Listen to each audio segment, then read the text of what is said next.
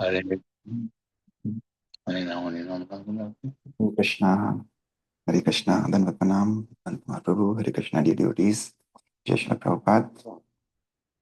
We'll start with Mangalacharan.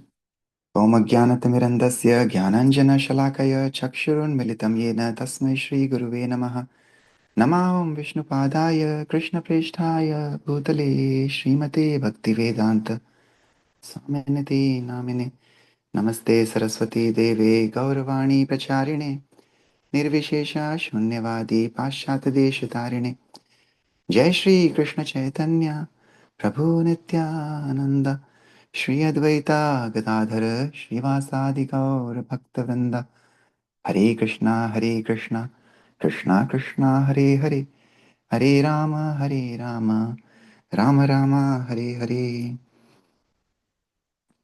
Hare Krishna. Okay, so as we always do after Kirtan, which is our japa, Shravan and Kirtan, where we chant and we listen to the holy names, and we do Vishnu Smaranam. We remember the holy names, forms, qualities, pastimes of the Lord. Next, we do Vandanam, which is another limb of devotional service, one of the 9 limbs that Shri Prahlad Maharaj gave us, which is Vandanam, prayers. So every week we recite one prayer.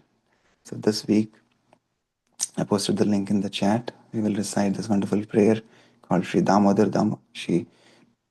Stuti, Govinda Damodar Stuti by Srila Bilwamangala Thakur. So I posted the link. Let me also share my screen. Let's sing this. So we have been, in this month of May, we have been seeking mercy of Sri Nrsimhadev. We sang the Dashavtar Stotram. So Nrsimhadev protect our bhakti and remove all the obstacles. And we learned the 9 principles, 9 processes of devotional service, Navada Bhakti, from Prahlad Maharaj, Shravanam, Kirtanam, Vishnu Smaranam, right? And we also celebrated Mango Festival, which is the juice, the nectar of bhakti that we can relish when we perform these 9 processes. And Bilva Mangala Thakur is one of the foremost acharyas, he appeared like in the 9th century, so almost 700, 800 years before Sri Chaitanya Mahaprabhu. But his writings are filled with pure love and devotional service to the Lord, and they were relished by all our acharyas and even by Chaitanya Mahaprabhu. So this is a very, very sweet bhajan which describes the glories, the wonderful glories, nectar of the various leelas of the Lord. So we will sing. This is a long prayer. So again, what we will do, just like we did with Mukundamala Stotra last month by Kulashekara Alvar, we will do 10 verses every week, and that way we will be able to complete this in a few weeks. Okay, so I will sing and then we'll read the translations. अग्रे कुरूणाम् अथ पाण्डवानां दुःशासनेनाहृतवस्त्रकेशा कृष्णा तदा क्रोशदनन्यनाथ गोविन्ददामोदरमाधवेति श्रीकृष्णविष्णु मधुकैटभारे भक्तानुकम्पिन् भगवन्मुरारे त्रायस्व मां केशवलोकनाथ गोविन्द दामोदरमाधवेति विक्रेतु कामा किल गोपकन्या मुरारिपादार्पितचित्तवृत्तिः तद्यादिकं मोहवशादवोचद् गोविन्द दामोदरमाधवेति उलूखले सम्भृततण्डुलांश्च सङ्घट्टयन्त्यो मुसलैः प्रमुग्धः गायन्ति गोप्यो जनितानुरागा गोविन्द दामोदरमाधवेति काचित् कराम्भो अपुटे निषण्णं क्रीडाशुकं किं शुकरक्ततुण्डम् अध्यापयामास सरोरुहाक्षि Govind दामोदरमाधवेति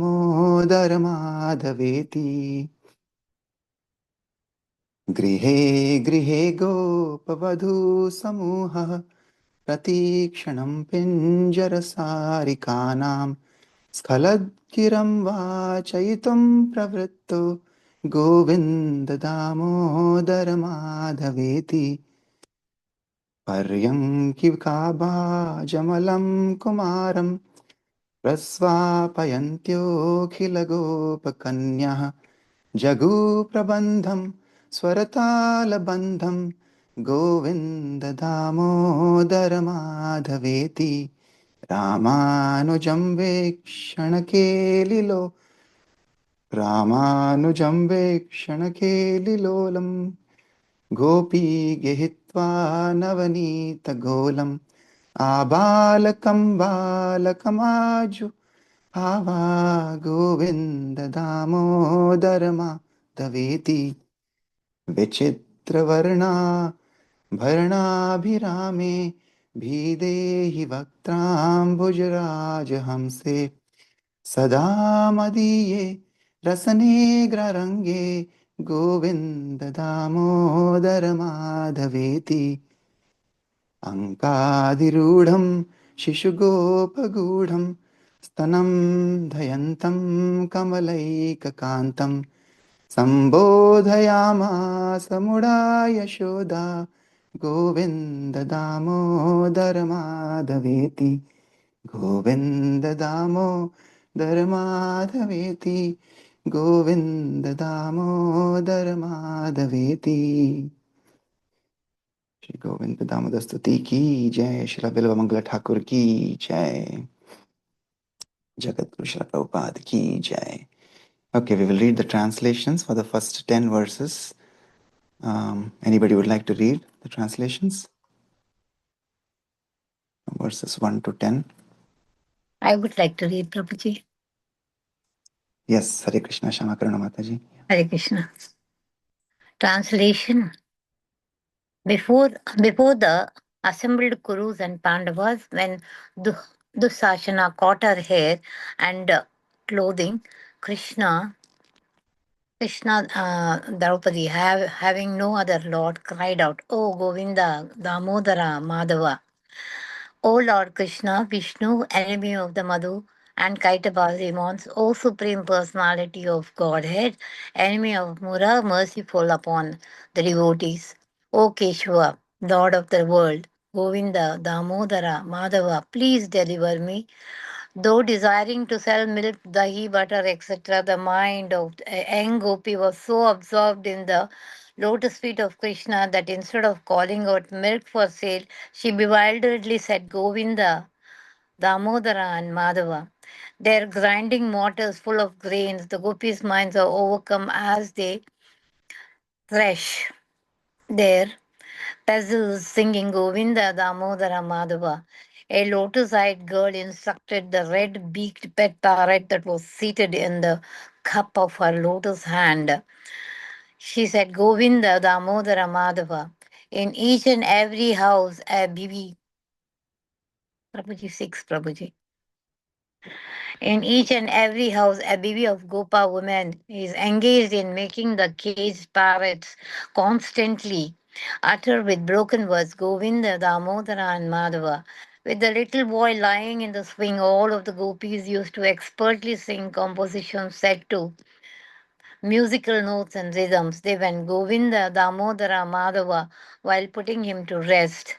The younger brother of Balrama, playing mischievously, was dodging about her with restless eyes, taking a ball of fresh butter to lure him over. That Gopi called him Govinda, O Govinda, Damodara, Madhava.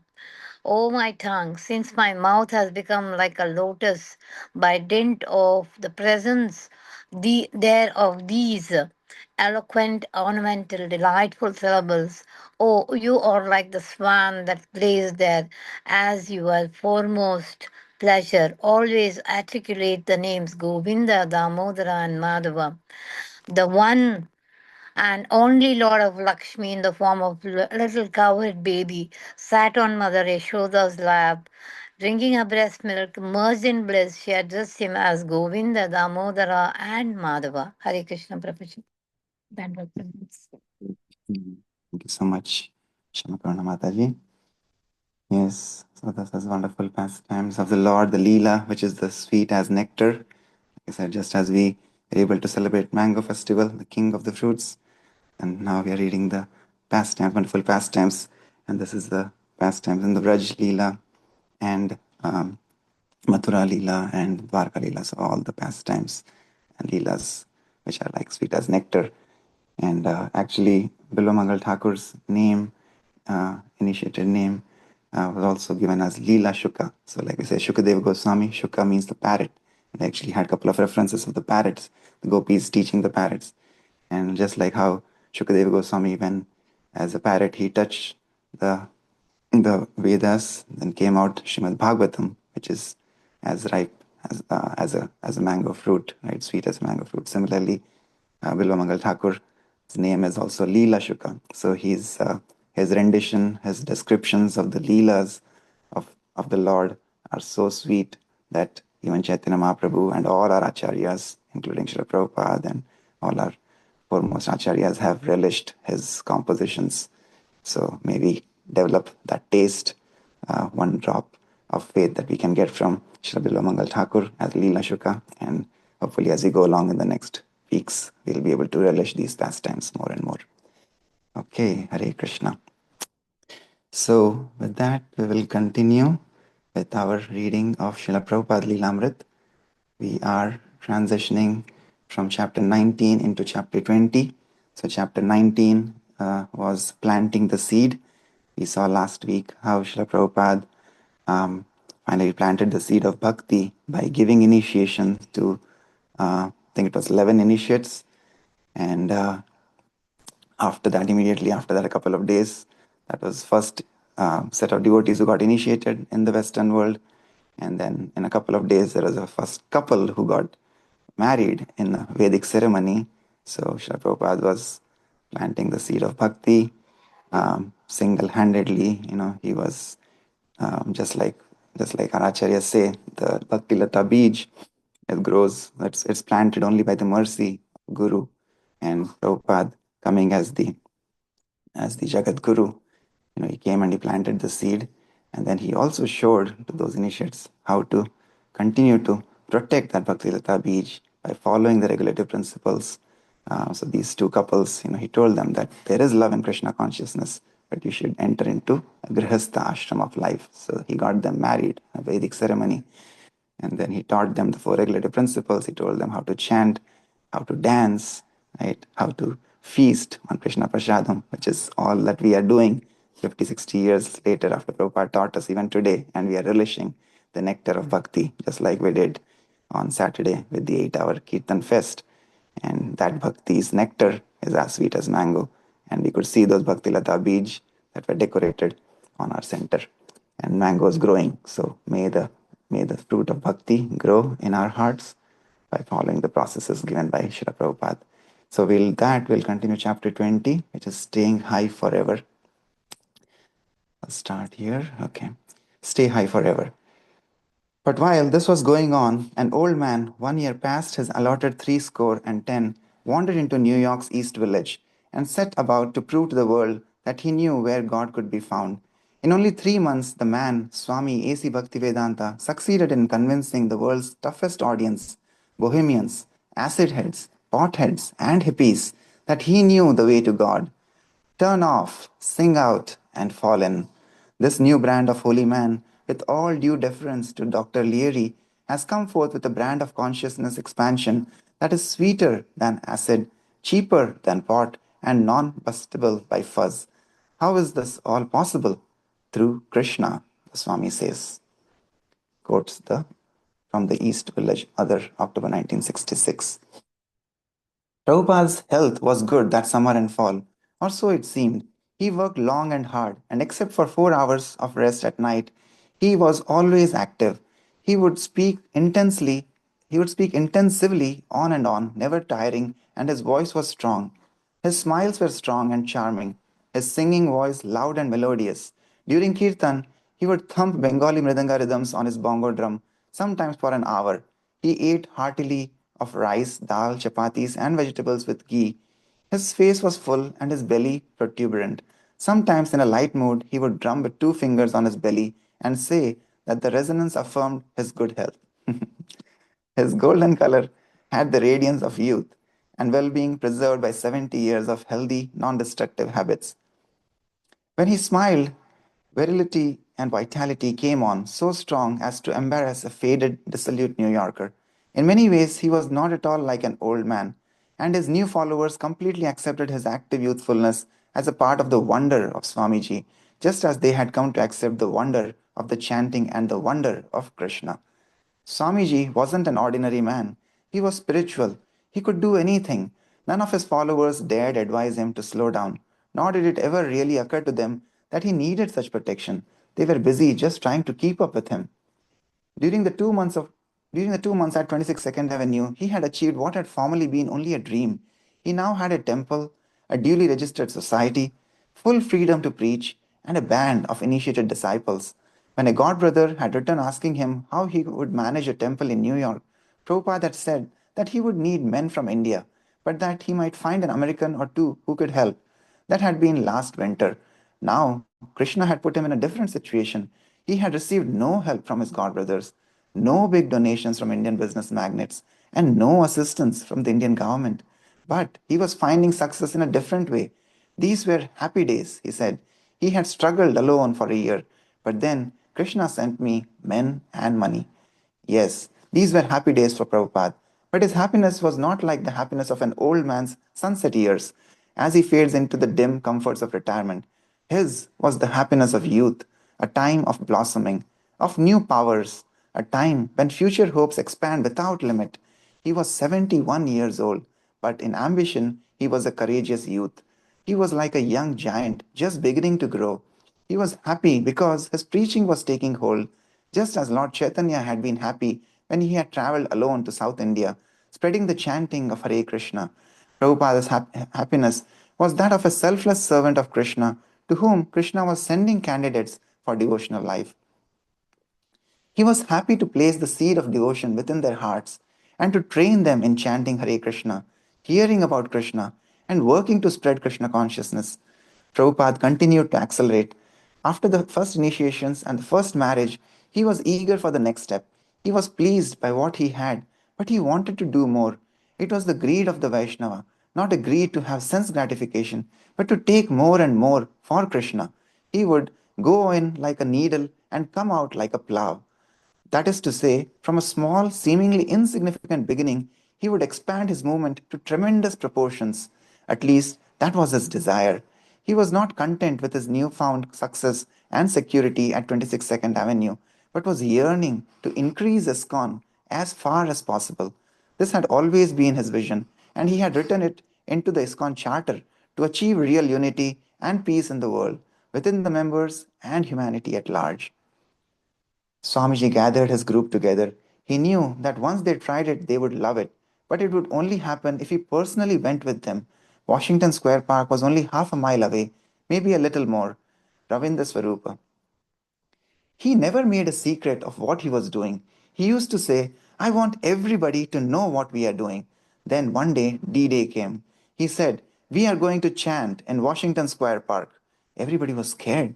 You just don't go into a park and chant. It seemed like a weird thing to do. But he assured us, saying, you won't be afraid when you start chanting. Krishna will help you. And so we trudged down to Washington Square Park. But we were very upset about it. Up until that time, we weren't exposing ourselves. I was upset about it, and I know that several other people were, to be making a public figure of yourself. With Prabhupada leading, they set out on that fair Sunday morning, walking the city blocks from 2nd Avenue to Washington Square in the heart of Greenwich Village. And the way he looked, just by walking, he created a sensation. None of the boys had shaved heads or robes, but because of Swamiji, with his saffron robes, his white pointy shoes, and his shaved head held high, people were astonished. It wasn't like when he would go out alone.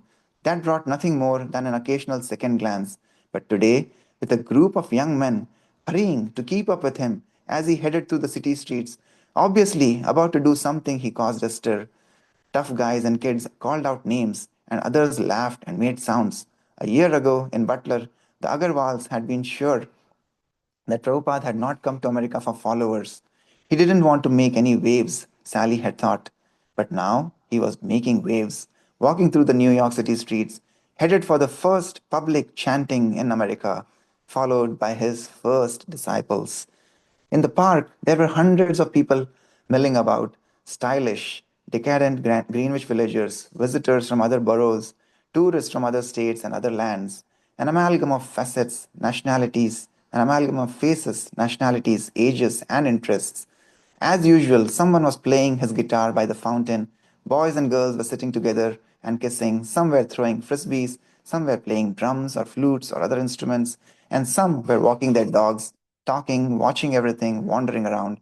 It was a typical day in the village.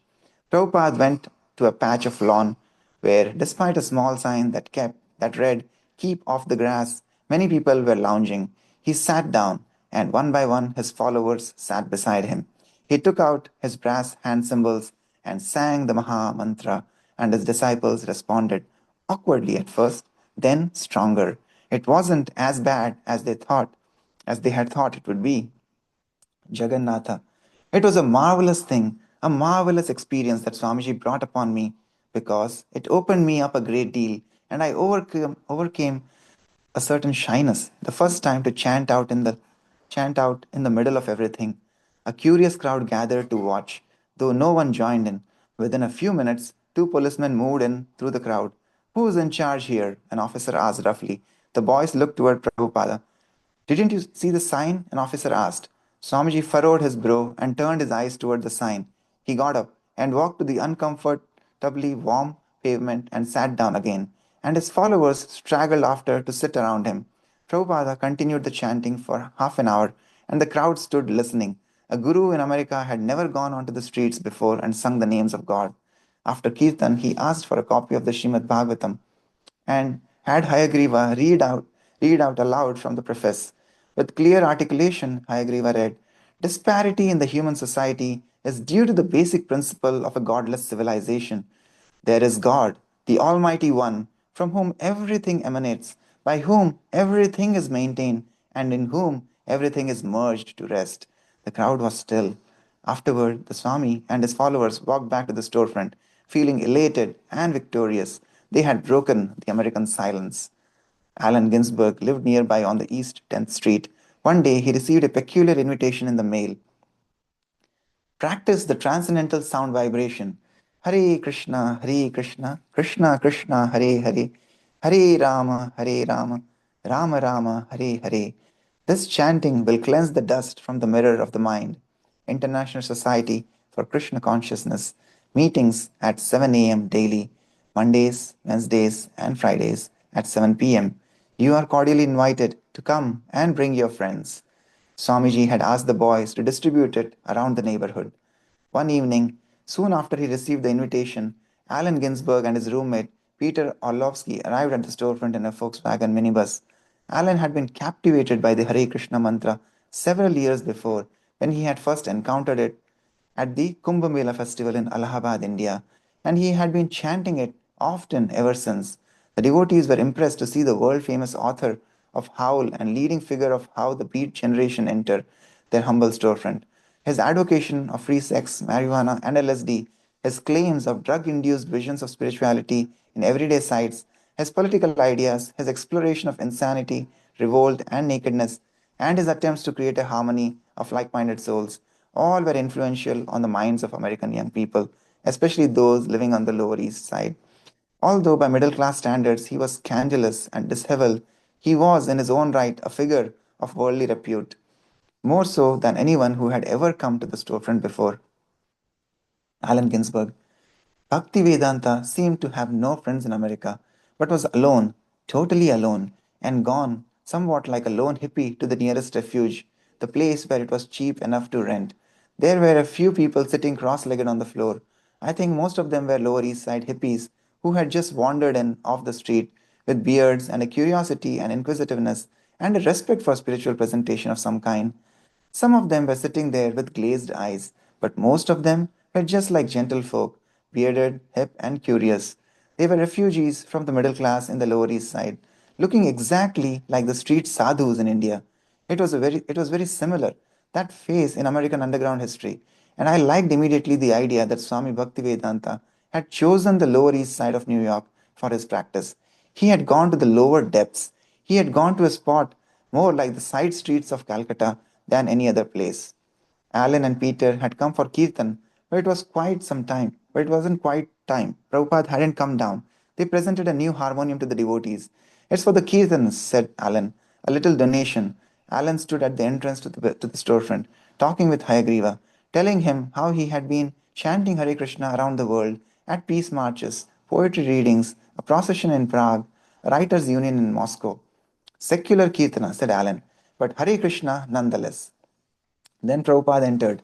Alan and Peter sat with the congregation and joined in the Kirtan. Alan played harmonium. Okay, pause here. Yes. It's reminded me the energy. Prabhupada is around 70 plus years old and 70 plus years young, I should say. We see how his young disciples are having a hard time catching up with him as he's walking briskly, as he's leading Kirtan. And yesterday, some of us were discussing, and we saw the energy of Srila Prabhupada's disciples. Every disciple of Srila Prabhupada has it's like Srila Prabhupada is the sun, we say, and all these disciples have taken the different qualities of Prabhupada as rays of the sun, and they all are shining bright and taking this movement forward. And we were so blessed to have the association of His Holiness Chandramauli Swami Maharaj over the weekend here. And when he led the Kirtan yesterday, you could remember with what we read today, Prabhupada, the energy that he had. And Maharaj is like 77. He said he's almost going to turn 78 years old in a few months.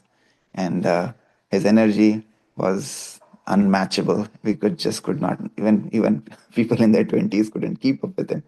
And the way he was leading ecstatic chanting and kirtan by welcoming Shri Nitai Gaur, Nataraj, who are the manifestation of ecstatic Sankirtana. And he taught us how to do that. But yeah, I was just reminded of his energy, of course, that he's getting because of his pure devotion and surrender to his Guru Maharaj, Srila Prabhupada. And like that, all our Guru Varga, they are some are pure incarnation of Srimad Bhagavatam, who recite Bhagavatam in such a nice way. Some are taking the movement forward through building wonderful temples, deity worship, holy name, chanting, Sankirtan, prasad distribution. So there are so many qualities, so many services, and all our Guru Vargas are teaching us. But yeah, we see where it all comes from. Srila Prabhupada leading the way in 1970 or 1966 here. Yes, anybody else would like to share anything? Today's reading.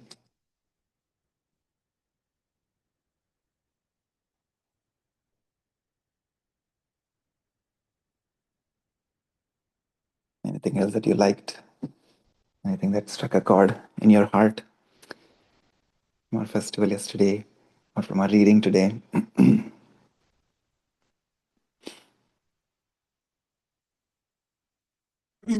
Hare Krishna, Prabhuji, Hare Krishna, everyone. I really like that how the disciples or the people who were in the devotees, new devotees who were with Prabhupada, initially were hesitant of going out and singing. And when Prabhupada did it and they all joined Prabhupada, they felt such a great, immense satisfaction in their hearts. And I could connect with it because, initially when we joined, or even now, when we have to go out in public and, for book distribution or for Sankirtan, there is a little hesitation in the heart as to, what people might think. We look different, we chant differently.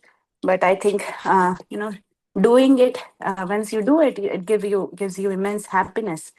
And that's what we read today. We always feel good when we are amongst the devotee inside our building, but going out and presenting it to the world, it gives there is a hesitation in the beginning, but it gives immense satisfaction and joy afterwards because you're sharing the holy name with everyone. So we could see that through today's reading. And yes, the mood of Srila Prabhupada coming, the static kirtan we relished yesterday with His Holiness Chandra Swami Maharaj, Chandramali Swami Maharaj was amazing. So thank you so much. Hare Krishna. Hare Krishna. Yes. Yes, the devotees of the Lord are fearless. Why? Because Lord Nrsimhadev, the divine protector, protects, right? So Srila Prabhupada said, Krishna will guide us, Krishna will protect us, right? So even though the policeman came and asked him to move, Prabhupada just looked at him from the corner of his eyes and then just moved and then continued with the kirtan.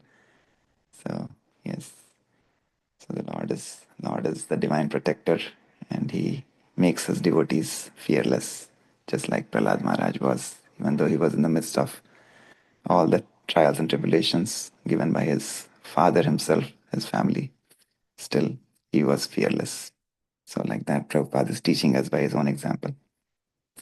But yeah, Vishwanath Prabhu, you want to share anything about book distribution, Sankirtan?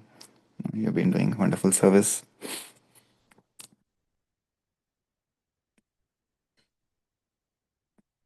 Vishwanath Prabhu, I know Hare this Krishna time. Prabhuji. Yes, Hare Krishna.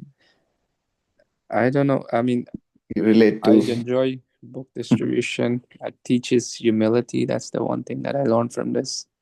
It teaches to put yourself out there. Like Mataji said, yes, there's some hesitant, but thinking that you're doing it for Guru and Srila Prabhupada, because what can I do to pay back for what I have? But he said, if you just distribute or you spread this word, so that's the way to do it. I like that line that you said that we saw this in practice yesterday, where we said that when Srila Prabhupada was walking, the devotee couldn't keep up with him. Chandramouli Maharaj showed us that yesterday with his dancing, with the ecstatic symptoms of how he sang and danced with all of us. We were like all taking some break, but he was keep going. So very nice. Yes.